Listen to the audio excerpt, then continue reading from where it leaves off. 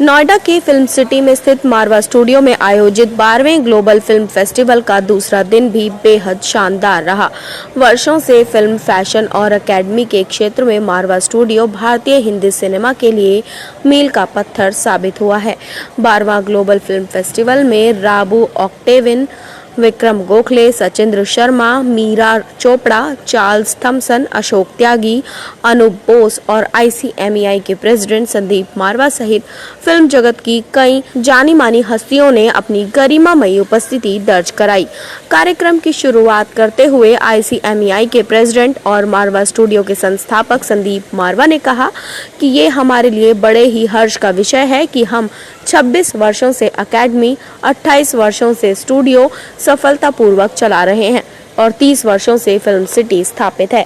An unseen power, an unseen energy which can generate, operate and can destroy.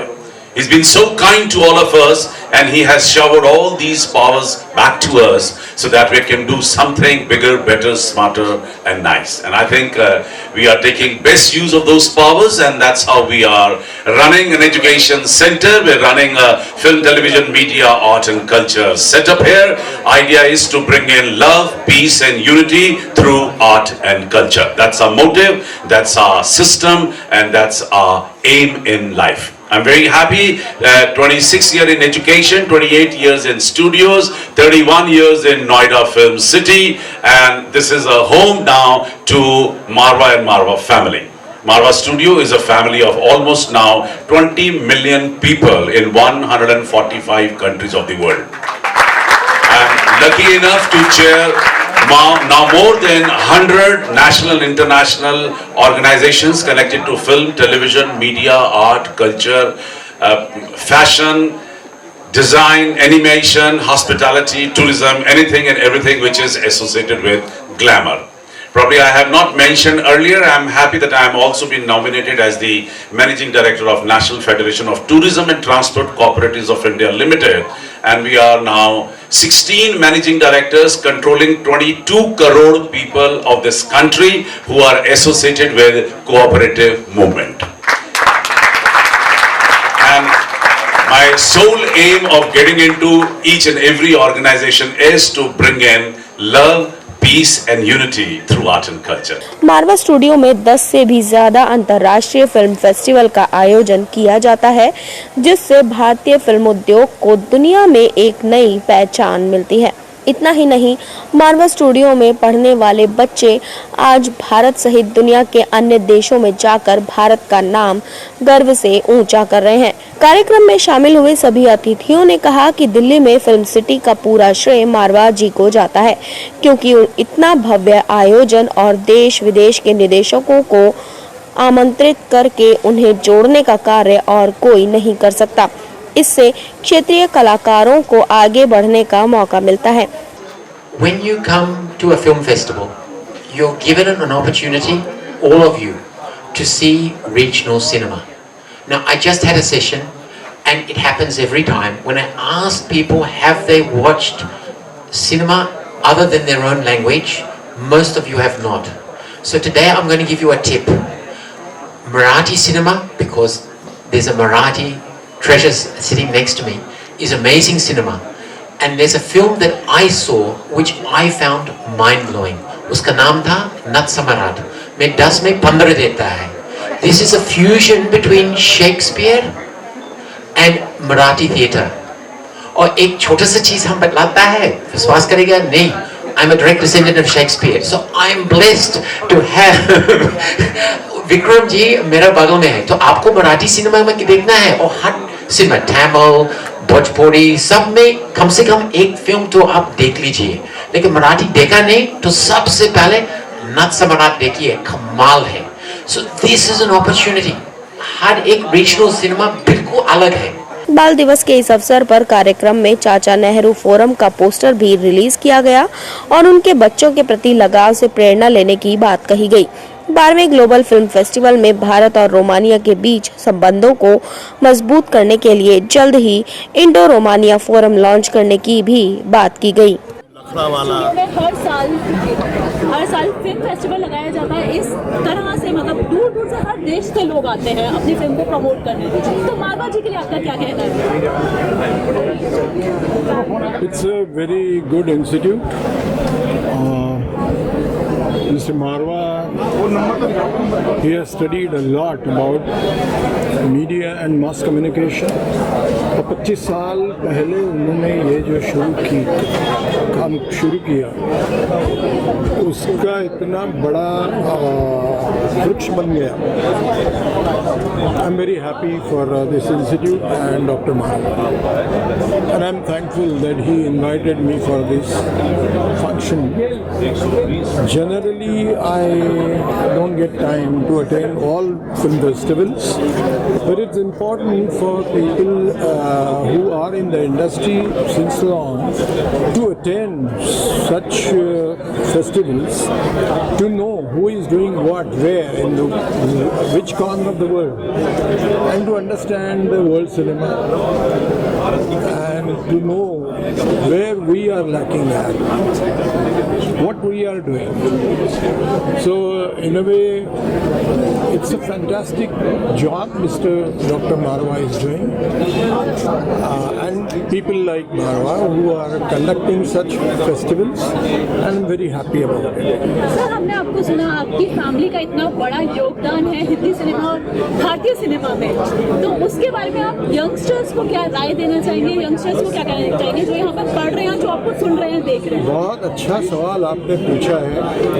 सभी उम्मीदवार लोग हैं देश भर में, जहाँ जहाँ ऐसे इंस्टीट्यूट्स हैं जो मीडिया एंड मैनेजमेंट और media, films, theatre, act films वगैरह वगैरह इसमें काम कर रहे हैं. ये सारे जो उम्मीदवार लोग हैं उन्होंने एक बात को ध्यान में रखना चाहिए कि हमारी ज़िंदगी जो है कब हम शुरू कर रहे हैं इसमें आना, और हमें क्या करना है. अपने आप को पहचानना, जो मैंने अभी डायस पे जाके कहा कि खुद को पहचानो, पहले खुद को पहचानो कि मैं क्या कर सकता हूँ, मैं क्या कर सकती हूँ.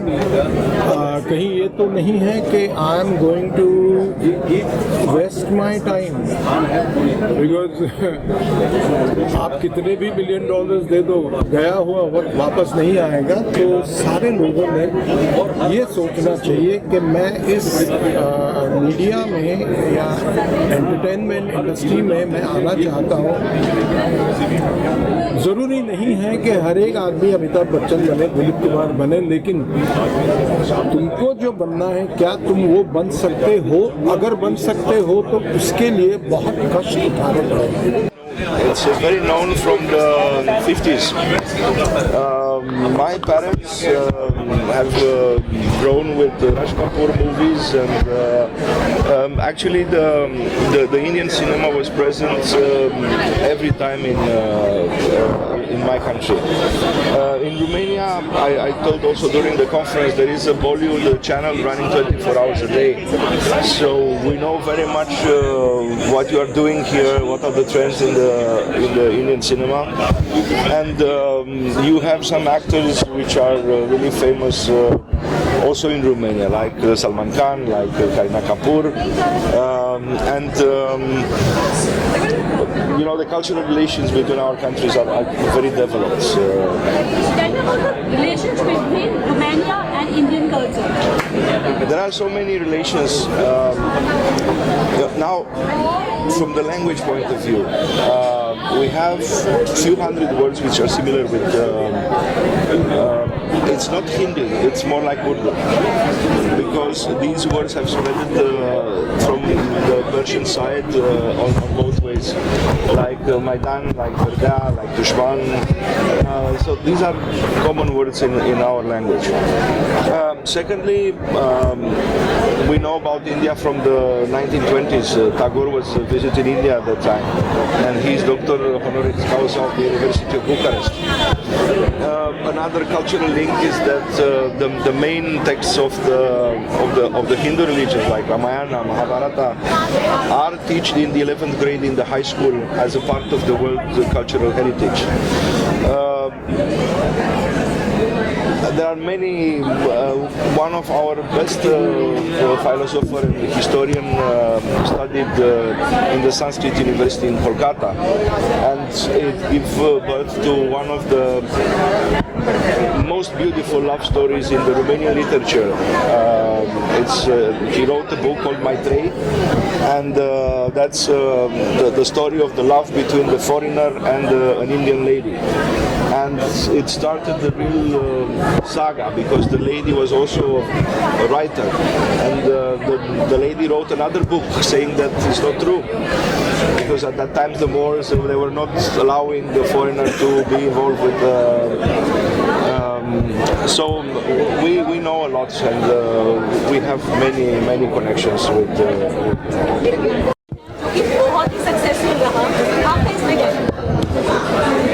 फिल्में जो है वो किसी भी देश के कल्चर का एक बहुत बड़ा एम्बेसडर होती है, और फिल्म फेस्टिवल जो होते हैं वो एक सबसे बड़ा फिल्म मेकर के लिए प्लेटफॉर्म होता है जहां पर वो अपनी सोच को, अपनी विचारधारा को अपने पर्दे के जरिए प्रदर्शित कर सकता है। और ऐसे फिल्म फेस्टिवल होना बहुत ज़रूरी है। ये मेरी खुशकिस्मती है कि मुझे ये हसीन मौका मिला हुआ है कि मैं उत्तर भारत में एक भव्य तरीके से एक फिल्म फेस्टिवल करने के लायक हूँ, और ये 12वां फेस्टिवल फिर से एक बार 54 से भी ज़्यादा मुल्कों को एक साथ बटोर कर एक धागे में पिरोने की कोशिश कर रहा है। हमारे तमाम कार्यक्रम का तात्पर्य यही होता है कि हम लोग लव, पीस एंड यूनिटी को थ्रू आर्ट एंड कल्चर फैला सकें।